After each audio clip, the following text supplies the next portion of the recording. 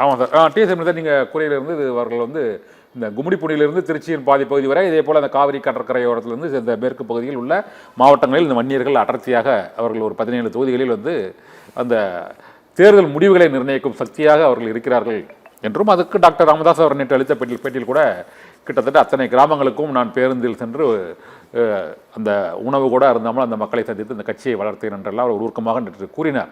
இது அன்புமணி ராமதாஸுக்கும் அது தெரியும், அது அவருடைய உடன் இருந்தவர்களுக்கும் அதை வந்து முன்னிலைப்படுத்தினார். ஆனால் அந்த பிரச்சனையோட தொடக்கம் என்பது வந்து நிர்வாகிகள் நியமிப்பதில் அவர் வந்து முதல்ல அந்த தமிழ்குமரன் இடத்துல முகுந்தனை நியமிக்கிறாரு, ரெண்டையும் எதுக்குறாரு ஒன்று.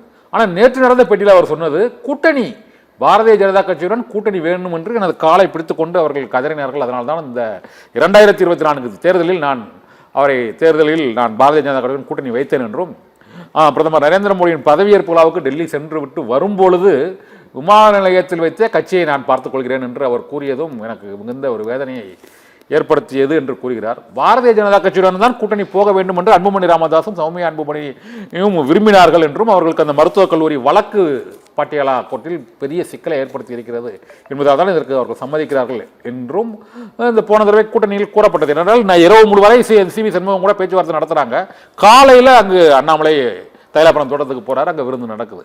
இந்த சூழ்நிலை மாற்றம் எனக்கு தெரியாமலேயே நடந்தது அப்படின்னு கூறுறாரு. அதன் பின்னர் தொடர்ச்சியாகத்தான் இத்தகைய கருத்து வேறுபாடுகள் ஏற்பட்டது என்றும், 2026 தேர்தல் வரப்போகிற நேரத்தில் மீண்டும் அது போன்று செல்லவிடக்கூடாது என்பதால் தான் ராமதாஸ் இந்த அளவுக்கு பேட்டியில் அவர் ஒட்டுமொத்தமாக அன்புமணி ராமதாஸ் மீது கூறுறார் என்பது கூட. அது வந்து நீங்க எப்படி பாக்குறீங்க சார்? இந்த தேர்தலில் அவங்க பாட்டாளி மக்கள் கட்சி பிஜேபி கூட இல்லாம வேற போறதுக்கு என்ன ஆப்ஷன் இருக்கு அவங்களுக்கு? ஏடிஎம்கேக்கு போகலாமா அல்லது தாவேக்கு போகலாமா, நாம் தமிழருக்கு போகலாமா? பாஜகவுடன் போவது என்பது அதிகாரத்தில் பங்கு கிடைக்கும் என்பதற்காக போவது. ஆனால் மருத்துவர் ராமதாஸ் சொல்வது போல அவருடைய தலைமையில் அன்புமணி ராமதாஸ் வருவதற்கு முன்பு பார்த்தீங்கன்னு சொன்னா ஒவ்வொரு தேர்தல் நேரமும் கடைசி நேரம் வரை இழுத்து பிடித்து திமுக கூட்டணியா அதிமுக கூட்டணியா என்று மருத்துவர் ராமதாஸ் முடிவு செய்வார். அவருக்கு ஒரு பார்வை, எது வெற்றி பெறுவதற்கான கூட்டணி என்று பார்த்து அந்த தேர்தலில் வெற்றி பெறுவதற்கான கூட்டணியில் சேர்வதும், அதே மூலம் பாமகவிற்கு அதிகமான தொகுதிகளை வாங்குவதும் அதில் வெற்றி பெற வைப்பதும் என்பதான பல்வேறு நடைமுறைகள் நடந்திருக்கு. 2006 அப்புறம் இந்த பாமக இருக்குமணிதான் வெற்றி கூட்டணி என்ற அந்த மாயை தகர்ந்து போனது மாதிரி தான் தெரியுது. 2006 அப்புறம் அவர்கள் வந்து இந்த 5 எம்பிக்கள் 20 எம்எல்ஏக்கள் என்ற இடத்தை அவர்கள் வந்து விட்டு விட்டார்கள். இப்போது அதிகபட்சமாக அந்த 5 எம்எல்ஏக்கள் 4 எம்எல்ஏக்கள் என்ற அளவில் தான் அந்த கட்சி சுருங்கி விட்டது 2006 பிறகு. அந்த எண்ணிக்கை என்பது குறைந்தது என்பது உண்மையாக இருந்தாலும் உள்ளபடியே என்ன 2024 உங்களுக்கு வெள்ளிடை மலையாக தெரிந்தது. 2021 சரி 24 சரி 21 என்ற சட்டமன்ற தேர்தலில் 10.5 என்று எடப்பாடியை அறிவிப்பதற்கு நிர்பந்தம் கொடுத்து அவர் கடைசி நேரத்தில் அரசாங்கத்தில் இருந்ததை பயன்படுத்தி அறிவித்துவிட்டு அதன் மூலமாக வன்னியர்களுக்கு இடஒதுக்கீடு என்று ஒரு எண்ணிக்கை வந்துவிட்டது என்பது அமுலாகிறது என்பதாக வரும்பொழுது அவருடைய வாக்குகளை அப்படியே ஈர்த்து விடலாம் என்ற புரிதலில் அவர்கள் வந்து 40க்கு 40 என்பது போல ஒரு மேற்கு பகுதியை சேர்ந்த, அதாவது மேற்கு மண்டலம் கவுண்டர் பகுதி என்பது மட்டுமல்லாமல் சேலம் பகுதி வன்னியர் பகுதி உட்பட தருமபுரி பகுதிகள் உட்பட அதிகமான அளவுக்கு அதிமுகவும் பாமகவும் முன்னேறி சென்றதை கண்ணால் பார்த்தோம். 2024 அதிமுகவும் பாமகவும் பிளவுபட்டு பாஜகவுடன் பாமக சென்ற பொழுது என்ன நடந்துச்சு என்பதையும் பார்த்தோம். அப்ப அதை வந்து அதிமுகவுடன் போயிருந்தால் நாம் சில பல தொகுதிகளில் வெற்றி பெற்றிருக்கலாம் என்பதாக, நம்மிடம் ஒரு 20,000 வாக்குகள் இருக்கும் பொழுது அது உதவியாக இருந்திருக்கும் என்பதை மருத்துவர் ராமதாஸ் சொல்வதையும் யாரும் மறுப்பதற்கு இல்லை.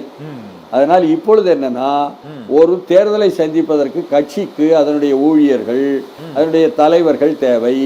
அப்படி வரும் பொழுது அதனுடைய மாவட்ட செயலாளர்கள் மாநில நிர்வாகிகள் இவர்களெல்லாம் அன்புமணியுடன் நெருக்கமாக இருக்கும் பொழுது மக்கள் வாக்காளர்கள் என்ற வன்னியர் மக்களான அந்த வாக்காளர்கள் மருத்துவர் ராமதாஸுக்கு நெருக்கமாக இருக்கிறார்கள் என்று வரும் பொழுது இந்த பிளவு என்பது வருமானால் இருவருக்குமே நட்டம் என்பதும் இருவருக்குமே பாதிப்புத்தான் என்பதும் இருவருக்கும் தெரியும் என்பது நமக்கு தெரியணும் முதல்ல.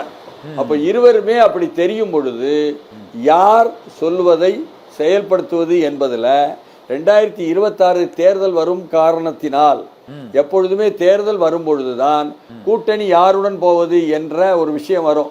நீங்க 2021 நல்லா கவனிச்சீங்கன்னா அனைத்து இந்திய அண்ணா திராவிட முன்னேற்ற கழகத்தினுடைய தலைமையில் இருந்த எடப்பாடி பழனிசாமி பாஜகவுடன் நிர்பந்தத்திற்கு கூட்டணி வர வேண்டும் என்ற கட்டாயத்தில் அங்கிருந்து பியூஷ் கோயல் டெல்லியிலிருந்து புறப்பட்டு விமானத்தில் மத்தியானத்திற்கு மேல வரப்போகிறார் எனும் பொழுது மருத்துவர் ராம்தாஸை சொல்லிவிட்டு சி.வி. சண்முகம் மூலம் கூப்பிட்டு அனுப்பி அவருடன் சேர்ந்து பத்திரிகையாளர் கூட்டத்தை சந்தித்து அதில் நேரடியாகவே உங்கள் கோரிக்கையை நாங்கள் ஏற்றுக்கொள்கிறோம்னு எடப்பாடி பழனிசாமியும் மருத்துவர் ராமதாஸும் சேர்ந்து ஒரு அறிக்கையை பத்திரிகையாளர் மத்தியில் காட்டியதும் நமக்கு தெரியும். அப்போ அவர்களுக்கு ஒரு பெரிய அளவுக்கு இருக்கக்கூடிய 5.9 விழுக்காடு வாக்குகளை பெற்றிருக்கக்கூடிய ஒவ்வொரு தொகுதியிலும் 10,000 20,000 வரை வாக்குகளை வைத்திருக்கக்கூடிய அந்த பாட்டாளி மக்கள் கட்சியினுடைய 20 லட்சம் வாக்குகள் மொத்தம் இருக்குங்க. அந்த வாக்குகள் இருக்கக்கூடிய பாட்டாளி மக்கள் கட்சிக்கு அந்த 89 சொல்றாங்க அந்த 20 லட்சம் ஓட்டு வாங்குறாங்க. 15 லட்சத்துல இருந்து 20 லட்சம் ஓட்டு வாங்குறாங்க. அது குறைந்தபட்சம் 20 லட்சம் என்பது வந்து உத்தரவாதம். ஆமா உத்தரவாதம். அது நீங்க குறைக்கவே முடியாது. அந்த அளவுக்கு இருப்பதை காரணம் காட்டி அவர்களுக்கு நாங்கள் கொடுத்திருப்பதே இத்தனை தொகுதி, அப்போ உங்களுக்கு குறைவாகத்தான் கொடுப்போம் என்று பியூஷ் கோயலிடம் பேரம் பேசுவதற்கு உதவியது எடப்பாடி பழனிசாமிக்கு. அதே போல இந்த சட்டமன்ற தேர்தல் வரும் பொழுதும் இதே போல பாட்டாளி மக்கள் கட்சியுடன் முதலில் அப்படி ஒரு புரிதல் வருமானால், இப்பொழுது மாநிலங்களவை தேர்தல் என்பது நடக்கப் போகிறது. 19ஆம் தேதி அடுத்த மாதம் மாநிலங்களவை உறுப்பினராக அன்புமணி ராமதாஸை கொண்டு வர வேண்டும் என்ற கோரிக்கையும் கூட இருக்கிறது. அந்த கோரிக்கையை ஏற்றுக்கொள்வதாக இருந்தால் 2 மாநிலங்களவை உறுப்பினரில் ஒருவரை அவருக்கு கொடுக்கலாம் எடப்பாடி பழனிசாமி. சென்ற முறை இதே போலத்தான் நாங்கள் அன்புமணிக்கு கொடுத்தோம். அவர் 24 தேர்தலில் பாஜகவுக்கு ஆதரவாக போய்விட்டார், அதிமுகவுடன் வராமல். ஜி.கே. வாசனுக்கு கொடுத்தோம், அவரும் அதிமுகவுடன் வராமல் பாஜகவுக்கு ஆதரவாக போய்விட்டார் என்ற குறைபாடு நன்றி இல்லாமல் போனது என்பது போல உள்ள புரிதலை அவர்கள் அதிமுக தலைமை புரிந்திருக்கும் பொழுது அதிமுக தொண்டர்கள் வரை அப்படி ஒரு கருத்து இருக்கிறது என்பதும் நாம் யதார்த்தமாக பார்க்கணும்.